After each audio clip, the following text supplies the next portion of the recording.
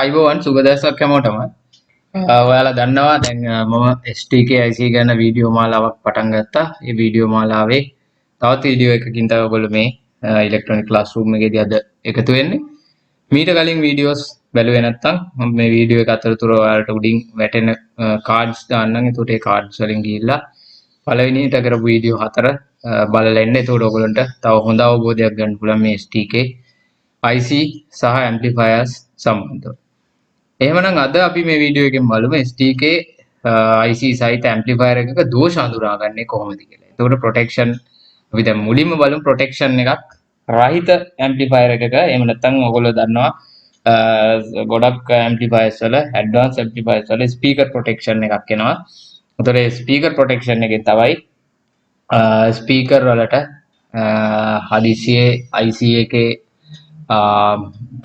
කිසියම් දෝෂයක් ඇති වුණොත් ඒ හරහා සප්ලයි වෝල්ටේජ් එක එහෙම නැත්නම් සප්ලයි විදුලිය ස්පීකර් වලට ලැබෙනවා. ඒක නවත්ත ගන්න තමයි අපි ස්පීකර් ප්‍රොටෙක්ෂන් එකක් දාන්නේ. ඒ වගේම ඔයගොල්ලෝ දන්නවා ඇම්ප්ලිෆයර් එකක් ඔන් කරනකොට ලොකු තම් නොයිස් එකක් එනවා ඩොග් ගාලා. ඉතින් අන්න ඒන නොයිස් එක අඩු කරගන්නත් එහෙම නැත්නම් ඒක වළක්වා ගන්නත් ඒකත් ස්පීකර් වල කාල සීමාව එහෙම නැත්නම් ස්පීකර් ඩැමේජ් වෙන්න හේතුවක් වෙනවා.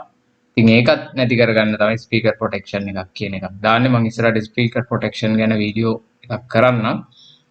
ඉතින් තාමත් channel එක subscribe කරපු නැති කෙනෙක් ඉන්නවා නම් පහත තියෙන subscribe button එක press කරලා subscribe කරන්න. ඒකත් එක්ක තියෙන bell icon එක click කරලා all කියන option එක දාගත්තොත් ඔයාලට හැමදාම දාන මේ වගේ videos ළඟටම ගෙන්වා ගැනීමේ හැකියාවකුත් තියෙනවා.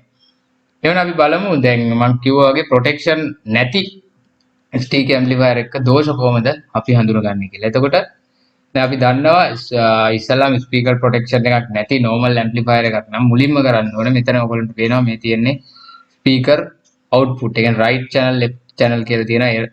R කියන්නේ right channel, L කියන්නේ left channel. ඒතකොට stereo ආකාරයෙන් තියෙන්නේ. ඒතකොට ධන ඍණ ආකාරයෙන් speaker සම්බන්ධ කරන්න ඕනේ. speakers වල impedance එක මෙතන දක්වලා තියෙනවා. ඉතින් ඔයගොල්ලන්ට මුලින්ම කරන්න ඕන speaker wire speaker සම්බන්ධතාවය මේ connector එකෙන් ගලවන්න. ඊළඟට speaker connectors වලට මේ කියන්නේ speaker connectors වලට ඔයගොල්ලෝ multimeter එක අරගෙන multimeter එකේ DC voltage 250 volt range එකට දාලා on කරලා මේ කිසිම වෝල්ටීයතාවයක් ඔබ පෙන්වන්නේ නැත්නම් එහෙම නැත්නම් volt 0 පෙන්නනවා නම් අපිට කියන්න පුළුවන් මේක IC එකේ කිසිම දෝෂයක් නැහැ. එතකොට ඒ කියන්නේ ස්පීකර් ලයින් වලින් DC එහෙම නැත්නම් සප්ලයි වෝල්ටේජ් එක අවුට් වෙන්නේ නැහැ.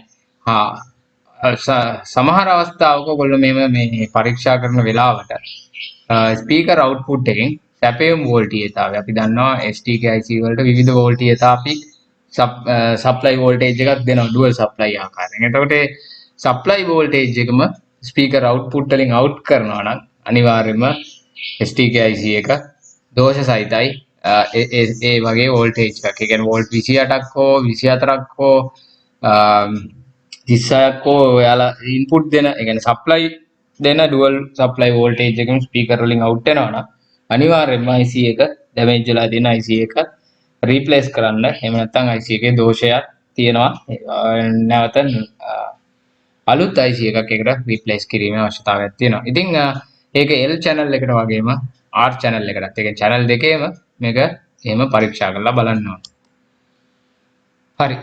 එතකොට ඒක පළවෙනි පරීක්ෂා කිරීම. ඊළඟට බලන්න පුළුවන් තව දැන් සමහර වෙලාවට වොලියම් අප් කරද්දී එහෙම නැත්නම් ඉස්සලාම දැන් ස්පීකර් අපි හයි කරලා එහෙම ප්‍රශ්නයක් නැත්නම් ස්පීකර්ස් අවුට් වලට ස්පීකර්ස් සම්බන්ධ කරලා වොලියම් වැඩි කරන අවස්ථාවකදී ස්පීකර් වලින් නිකන් අර කොර හඩක් එන්න පුළුවන්. ඒ කියන්නේ නිකන් බෑඩ් නොයිස් එකක් එන්න පුළුවන්. ඉතින් එතකොට ඔයාලා ඉස්සලාම පරීක්ෂා කරලා බලන්න ඕනේ ස්පීකර්ස්. එහෙම නැත්නම් බෆල් දෙක පරීක්ෂා කරලා බලන්න. ඒ බෆල් පරීක්ෂා කරන්න ඔයගොල්ලෝ වෙනත් ඔයගොල්ලෝගේ මේ ඇම්ප්ලිෆයර් එක නැතුව වෙනත් හොඳයි සිතන ඇම්ප්ලිෆයර් එකට මුලින්ම ස්පීකර්ස් කනෙක්ට් කරලා ඒ වගේම ශබ්ද එනවාද කියලා බලන්න. එහෙම මේ ස්පීකර් නිවැරදි නම් අනිවාර්යයෙන්ම සර්කිට් එක හරි IC එක හරි අනිවාර්යයෙන්ම මේ දෝෂ සහිත වෙන්න පුළුවන්. ඉතින් මේක අපිට IC එකද සර්කිට් එකද සහ මේ කොහොමද මේක දෝෂ සහිත කියලා බලා ගන්න ලේසි ක්‍රමයක් තියෙනවා. මුලින් දැන් ඔයාලා දන්නවා මේක printed board එක හැදුවා හෝ ඔයගොල්ලෝ මේ නිකන් ඔයාලා මේ සර්කිට් එක ඇටවුමක් ආකාරයෙන් හැදුවොත් මුලින්ම ඔයගොල්ලෝ දන්නවා මේ වොලියම් කන්ට්‍රෝල් වොලියම් කන්ට්‍රෝල් එකේ මේ ස්ටීරියෝ ආකාරයෙන් ගත්තම මේකේ අග්‍ර 6ක් තියෙනවා. එකයි වැද පින් එක, දෙපැත්ත පින් දෙක ආකාරයෙන් මෙතන මේ දෙකක් තියෙනවා. මේක සහ මේක ආකාරයෙන් දෙකක් තියෙනවා. ඉතින් ඔයගොල්ලෝ වොලියම් කන්ට්‍රෝල් එකේ මැද පින් එකට ඔයගොල්ලෝ ඩිරෙක්ට් සිග්නල් එක ඉන් කරලා බලන්න. ඊට මේ දෝෂයක් නැත්තම් ඇම්ප්ලිෆයර් කොටස අපිට කියන්න පුළුවන් හොඳයි පවර් ඇම්ප්ලිෆයර් කොටස ඉතාමත් හොඳින් වැඩ කරනවා කියලා. ඉතින් වොලියම් කන්ට්‍රෝල් එකේ මැද පින් දෙකට සිග්නල් ඉන් කරලා බලන්න.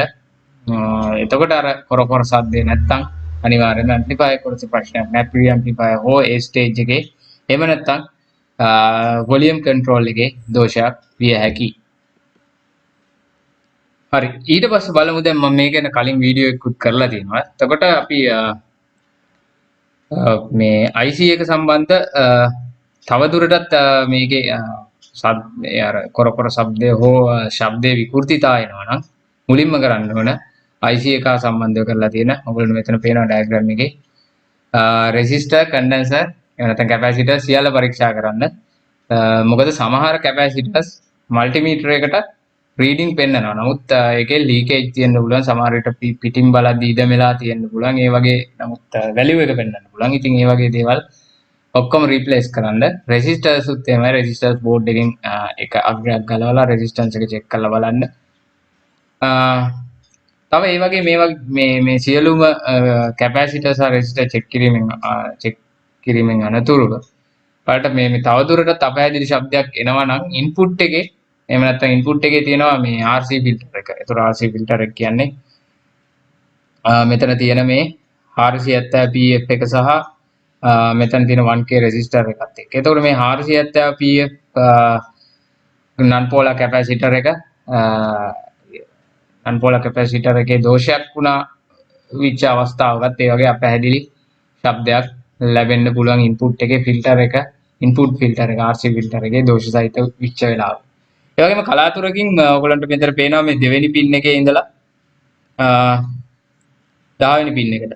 දෙවෙනි පින් එකේ ඉඳලා මෙතන 10 වෙනි පින් එකට මේ 56k රෙසිස්ටර් එකක් සම්බන්ධ වෙනවා. මේ රෙසිස්ටර් එක ඔක්සයිඩ් වීමක් හරි නැත්නම් කලින් තිබ්බ IC එක පිච්චිලා මේ ස්පීකර් මාර්ගයෙන් DC පැමිණීම නිසා මේ 56k රෙසිස්ටර් එක ඩැමේජ් වෙලා තියෙන්න පුළුවන්. එතකොට අලුතෙන් IC එකක් එදුවත් මේ දෝෂය ඒ විදිහටම පවතින්න පුළුවන්. ඉතින් ඒක නිසා ඒ රෙසිස්ටර් එක විශේෂයෙන්ම චෙක් කරන්න. අනිවාර්යයෙන්ම මේ 56k රෙසිස්ටර් එක වොට් එකට වඩා වැඩි රෙසිස්ටර් එකක් පාවිච්චි කරන්න පුළුවන් නම් වඩාත් සුදුසුයි. මම මේක ගැන කලින් වීඩියෝ එකක කියලා දිනවා. ඒ වගේම මේ අනිත් පැත්තෙත් ඒ කියන්නේ මෙතන ස්ටීරියෝ ආකාරයෙන් තියෙන නිසා 17 වෙනි පින් එක සහ 13 වෙනි පින් එක අතර යොදලා තියෙන මේ කියන 56k රෙසිස්ටර් එකත් චෙක් කරලා බලන්න. ඉතින් ඒ මේ ස්ථාන චෙක් කිරීම මගින් අර අපහැදිලි ශබ්දයක් අවුට්පුට් එකෙන් ලැබෙන ඔයගොල්ලන්ට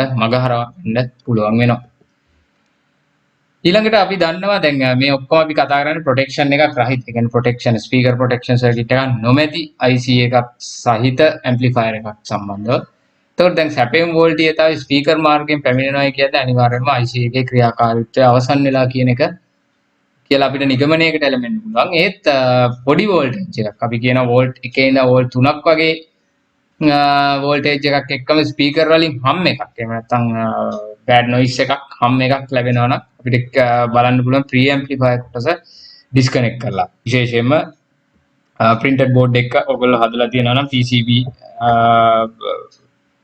මිලදී ගැනීමෙන් ඔයගොල්ලෝ හදලා තියෙන printed board එක නම් ප්‍රී ඇම්ප්ලිෆයර් කොටස ඩිස්කනෙක්ට් කරලා බලන්න පුළුවන්. ඒතකොට ඒක කරන්නේ වොලියම් කන්ට්‍රෝල් එකේ අපි දන්නවා මේ ග්‍රවුන්ඩ් වෙන එර්ත් පැත්ත නෙවෙයි ප්‍රතිවිරුද්ධ දිශාවට ඇති පින් දෙක කන්ට්‍රෝලෙන් ගලවලා බලන්න. එතකොට හම්නාදය කලින් වගේම එනවද වෝල්ටේජ් එකේ අවුට් වීමක් සිද්ධ වෙනවද කියලා. ඉතින් එහෙම වෙනවා නම් තවදුරටත් IC එක වටේ තියෙන සියලුම කැපැසිටර් රෙසිස්ටර් චෙක් කරන්න පුළුවන්. ඒවා චෙක් කරලත් ඒවත් රීප්ලේස් කරත් ඒ වගේම සිද්ධ වෙනවා නම් හම් එකක් සමග පොඩි වෝල්ටේජ් එකක් වෙනවා අනිවාර්යෙන් IC එක ඇතුලේ ඩ්‍රයිවර් කොටසේ අනිවාර්යෙන් දෝෂයක් තිබීමට හැකියාවක් තියෙනවා. ඉතින් ඩ්‍රයිවර් කොටසේ දෝෂයක් වුණොත් IC එක මාරු කිරීම තමයි වඩා සුදුසු. නමුත් අපිට පුළුවන් equivalent circuit එකක් ආකාරයෙන් STK IC එකේ internal circuit එක යොදාගෙන අපිට modification එකක් සිද්ධ කරන්න. මොකද original equipment manufacturer එහෙම නැත්නම් OEM IC මේ වෙනකොට වෙළඳ පොලේ ගන්න නොමැති නිසා මම ඒ ගැනත් ඉදිරියේදී වීඩියෝ එකක් කිරීමට බලාපොරොත්තු වෙනවා. හරි. ඊළඟට දැන් අපි තියෙනවා මේ amplifier එකක් අපි බැලුවා දැන් STK protection රහිත STK amplifier එක කොහොමද දෝෂ හඳුනාගන්නේ කියලා. ඊළඟට අපි ඊළඟ වීඩියෝ එකේදී බලමු කොහොමද මේ තවදුරටත් amplifiers වල මේ දෝෂ හඳුනගන්නේ කියලා. එතකොට මේක දැන් අපි STK amplifier සම්බන්ධව ඊළඟ වීඩියෝ එකේදී බලමු. transistor සහ අනිකුත් සියලු කියන්නේ transistor IC ඕනම amplifier එකක දෝෂ හඳුනා ගැනීමේ මූලික දෝෂ හඳුනා ගැනීමේ පිළිවිතරයන් කීපයක් ඊළඟ වීඩියෝ එකකින් බලමු. මම හිතනවා ඔයගොල්ලෝ අද වීඩියෝ එකෙන් දැනුමක් ලබා ගන්න ඇති කියලා STK IC සම්බන්ධ amplifier සම්බන්ධව. එහෙමනම් වීඩියෝ එක හොඳයි නම් වෙන අයටත් බලන්න share කරන්න. වීඩියෝ එකට like කරන්න. ඒ වගේම ඔයාලට මේ සම්බන්ධව මොනවා හරි ගැටලුවක් තියෙනවා නම් පාත comment section එකේ comment කරන්න. එහෙමනම් අපි මේ වගේම තවත් වීඩියෝ එකකින් ඉලෙක්ට්‍රොනික ක්ලාස්රූම් එකේදී ඉක්මනින්ම හමු. ඔයාලට සුබ දවසක්.